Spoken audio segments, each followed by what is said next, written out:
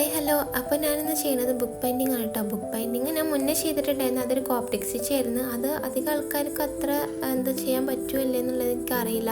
പക്ഷെ എന്നാലും ഈ ഒരു ബൈൻഡിങ് എല്ലാവർക്കും എളുപ്പത്തിൽ ചെയ്യാൻ പറ്റും കേട്ടോ. നിങ്ങളിവിടെ A4 sheet, Ivory sheet, drawing sheet അങ്ങനെ ഒരുപാട് ഷീറ്റുകളുണ്ട്, പേപ്പേഴ്സുകളുണ്ട്. അപ്പോൾ അതൊക്കെ യൂസ് ചെയ്തിട്ട് നിങ്ങൾക്ക് ചെയ്യാൻ പറ്റണമായിരിക്കട്ടത്. ആദ്യം എന്തായാലും മസ്റ്റായിട്ട് 2-3 പ്രാവശ്യം ട്രൈ ചെയ്യുമ്പോൾ പാളിപ്പോയിട്ടെന്ന് വരും. പിന്നീട് ചെയ്യുമ്പോൾ ഓക്കെ ആയിട്ട് വരും. എനിക്കങ്ങനെ ഇരുന്ന് ഞാൻ മുന്നേ ചെയ്തതൊക്കെ ഭയങ്കര എന്താ പറയുക, സ്റ്റിച്ചൊന്നും നല്ല രീതിയിലേക്ക് കിട്ടിയിട്ടുണ്ടായിരുന്നില്ല. പിന്നീട് ചെയ്യുമ്പോൾ ഇത് പെർഫെക്റ്റ് ആയി കിട്ടി. ഇപ്പം ഞാനിതൊരു ബിസിനസ്സായിട്ട് കൊണ്ടെടുക്കുന്നുണ്ട്.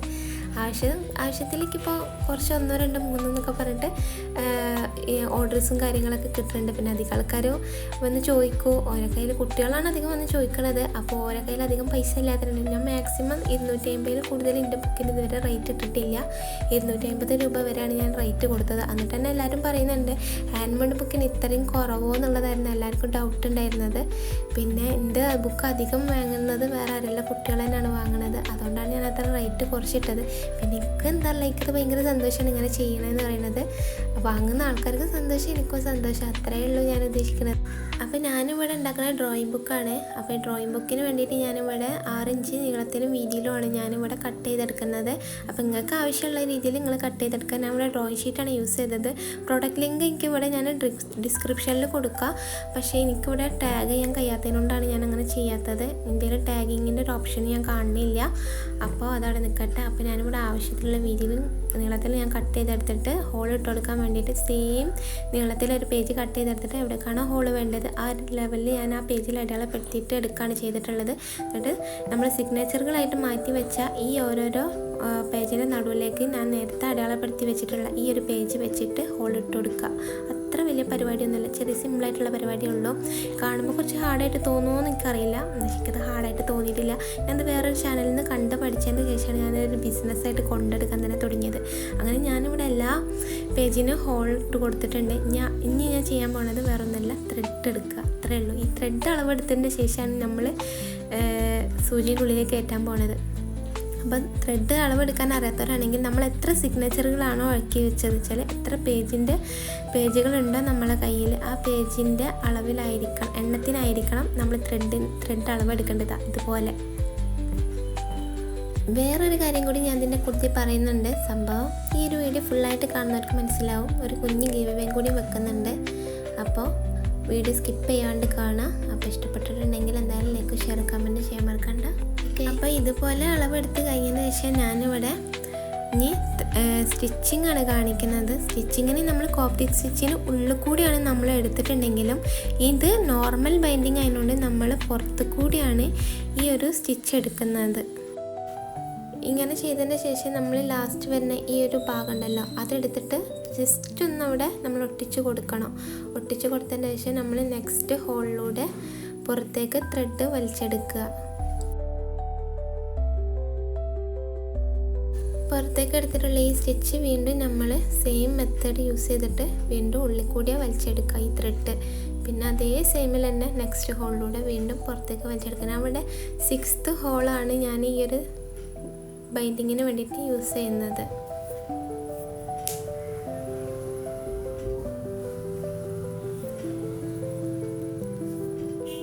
അങ്ങനെ ലാസ്റ്റത്തെ നമ്മൾ ത്രെഡും കംപ്ലീറ്റ് ചെയ്തിട്ടുണ്ട്. ഇനി അടുത്ത സിഗ്നേച്ചർ വെച്ചതിന് ശേഷം ഇപ്പം നേരം വെച്ചിട്ടുള്ള ഈ സിഗ്നേച്ചറിൻ്റെ ഹോളിലൂടെ നമ്മൾ പുറത്തേക്ക് ഈ ത്രെഡ് വലിച്ചെടുത്തിട്ട് സെക്കൻഡ് ഹോളിലൂടെ നമ്മൾ ഈ ത്രെഡ് വീണ്ടും വലിച്ചെടുക്കുക. ഇതിൻ്റെ ശേഷം ശ്രദ്ധിക്കേണ്ടത് താഴേലുള്ള സ്റ്റിച്ച് ചെയ്തിട്ടുള്ള അതിലൂടെ നമ്മൾ ഈ ത്രെഡ് വലിച്ചെടുത്തിട്ട് ഈ ഹോളിലൂടെ തന്നെ രണ്ടാമത് വെച്ചിട്ടുള്ള സിഗ്നേച്ചറിൻ്റെ ഹോളിലൂടെ പുറത്തേക്ക് എടുക്കുക. സെയിം സംഭവം തന്നെ വീണ്ടും നമ്മൾ ഇതൊന്ന് ചെയ്തുകൊണ്ട് നിൽക്കുക.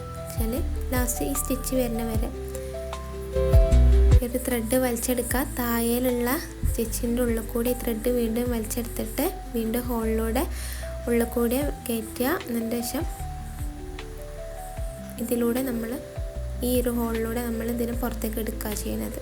എന്നിട്ട് മൂന്നാമത്തെ സിഗ്നേച്ചർ വെച്ചിട്ട് നമ്മളിതാ താഴെ മൂന്നാമത്തെ സിഗ്നേച്ചർ വെക്കണം മുന്നേ തന്നെ റൈറ്റ് ആൻഡ് ലെഫ്റ്റ് നമ്മൾ നേരത്തെ പഠിച്ചിട്ടുണ്ടായിരുന്നു കോപ്റ്റിക് സ്റ്റിച്ചിൽ. ആ സെയിം മെത്തേഡാണ് നമ്മളിവിടെ ചൂസ് ചെയ്യണത്.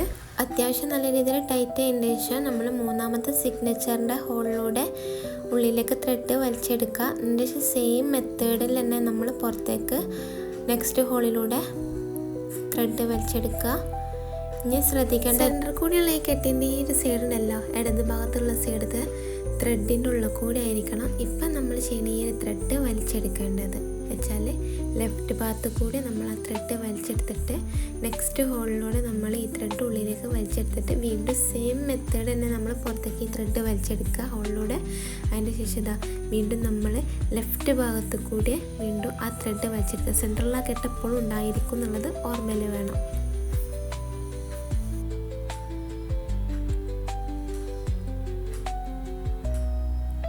റൈറ്റ് ആൻഡ് ലെഫ്റ്റിലൂടെ നമ്മൾ വീണ്ടും ത്രെഡ് വലിച്ചെടുത്തിട്ട് നാലാമത്തെ സിഗ്നേച്ചർ വെക്കുകയാണ്. നാലാമത്തെ സിഗ്നേച്ചർ വെക്കുമ്പോൾ ശ്രദ്ധിക്കണം, നേരത്തെ നമ്മൾ ചെയ്തതല്ല ഇവിടെ ചെയ്യുന്നത്. അങ്ങനെ വെച്ചിട്ടുണ്ടെങ്കിൽ ഇതാ ഈ ത്രെഡ് വലിച്ചെടുത്തതിന് ശേഷം നെക്സ്റ്റ് ഹോളിലൂടെ നമ്മൾ പുറത്തേക്ക് എടുക്കുമ്പോൾ ഇപ്പം ശ്രദ്ധിക്കുക, കണ്ടില്ലേ, ഈ ഒരു ഭാഗത്ത് കൂടിയാണ് നമ്മൾ റൈറ്റ് ഭാഗത്ത് കൂടിയാണ് ത്രെഡ് വലിച്ചെടുക്കുന്നത്. അങ്ങനെ വെച്ചിട്ടുണ്ടെങ്കിൽ ആ ഒരു ബൈൻഡിങ്ങിന് ഒരു ഭംഗി കിട്ടത്തേ ഉള്ളൂ. അങ്ങനെ നെക്സ്റ്റ് ഹോളിലൂടെ വീണ്ടും നമ്മൾ ത്രെഡ് വലിച്ചെടുത്ത് നെക്സ്റ്റ് ഹോളിലൂടെ പുറത്തേക്ക് വീണ്ടും ത്രെഡ് എടുക്കുകയാണ് ചെയ്യുന്നത്. അതിന് ശേഷം വീണ്ടും ശ്രദ്ധിച്ചാൽ മനസ്സിലാവും. കണ്ടല്ലേ, കറക്റ്റ് ചെയ്തിട്ട് റൈറ്റ് ഭാഗത്ത് കൂടി വലിച്ചെടുത്തിട്ട് ഹോളിലൂടെ നമ്മൾ ഈ ത്രെഡ് വീണ്ടും ഉള്ളിലേക്ക് എടുത്തിട്ട് വീണ്ടും പുറത്തേക്ക് എടുക്കുകയാണ് ചെയ്യുന്നത്. സെയിം മെത്തഡ് തന്നെ പിന്നീടുള്ള അങ്ങോട്ടേക്കുള്ള എല്ലാ സ്റ്റിച്ചിങ്ങിനും വരുന്നത്. അങ്ങനെയെന്ന് വെച്ചിട്ടുണ്ടെങ്കിൽ നമ്മൾ ലെഫ്റ്റ് ഭാഗത്ത് കൂടി എടുക്കുമ്പോൾ ലെഫ്റ്റ് ഭാഗത്ത് കൂടിയും അതുപോലെ റൈറ്റ് ഭാഗത്ത് കൂടി എടുക്കുമ്പോൾ ഈ ഒരു മോഡലായിരിക്കും നമ്മൾ വരിക. എപ്പോഴും സ്റ്റിച്ചിങ് നന്നായിട്ട് ശ്രദ്ധിക്കണം, എങ്കിൽ മാത്രമാണ് ആ സ്റ്റിച്ചിങ്ങിന് ഒരു പെർഫെക്ഷൻ കിട്ടത്തുള്ളൂ. അപ്പോൾ ഓക്കെ.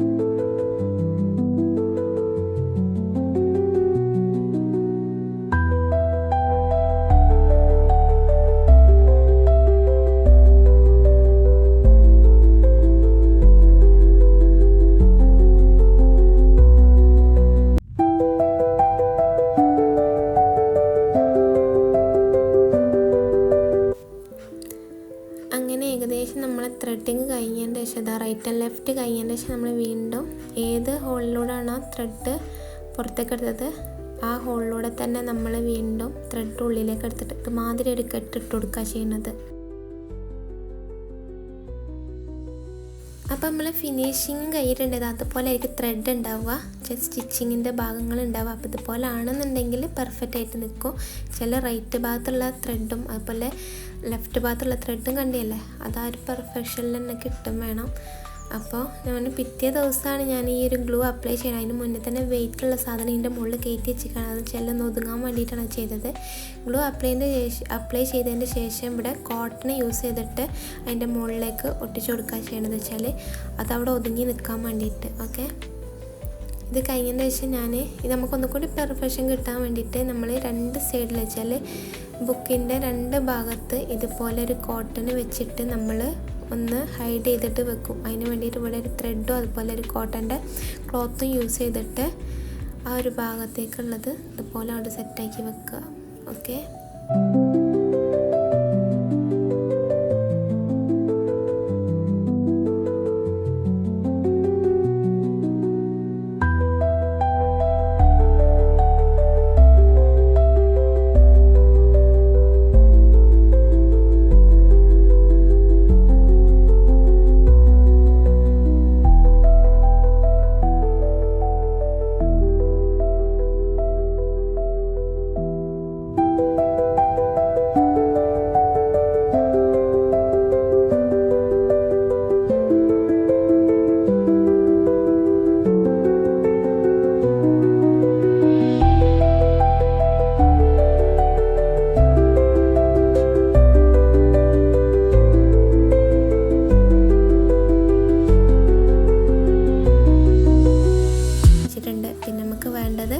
ഒരു റിബണാണ്. ആ റിബണ് വെച്ചിട്ട് നമുക്ക് വേണം ബുക്ക് മാർക്ക് ചെയ്യണമെന്നുണ്ടെങ്കിൽ അതിന് വേണ്ടിയിട്ട് ഗ്ലൂ തേച്ചിട്ട് സംഭവം സെറ്റാക്കിയിട്ട് നമ്മൾ ഏറ്റവും തറ്റത്ത് ഈ ഒരു തറ്റത്ത് വീണ്ടും നമ്മൾ നേരത്തെ എടുത്ത് വെച്ചിട്ടുണ്ടായിരുന്ന ആ ഒരു ക്ലോത്ത് തന്നെ വെച്ചിട്ട് ഹൈഡ് ചെയ്യുക. അതിൻ്റെ പെർഫെക്റ്റ് കിട്ടാൻ വേണ്ടിയിട്ടാണ് മെയിനായിട്ട് നമ്മളത് യൂസ് ചെയ്യുന്നത്.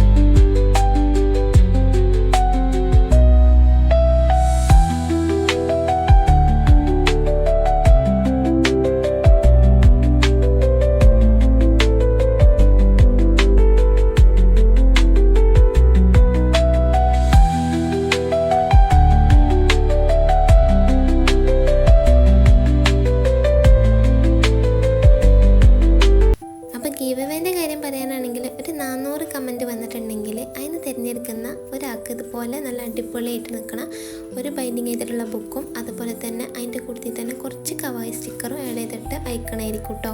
അത് നമ്മൾ സബ്സ്ക്രൈബേഴ്സ് ആയിരിക്കണം എന്നുള്ളത് നിർബന്ധമാണ്. അപ്പോൾ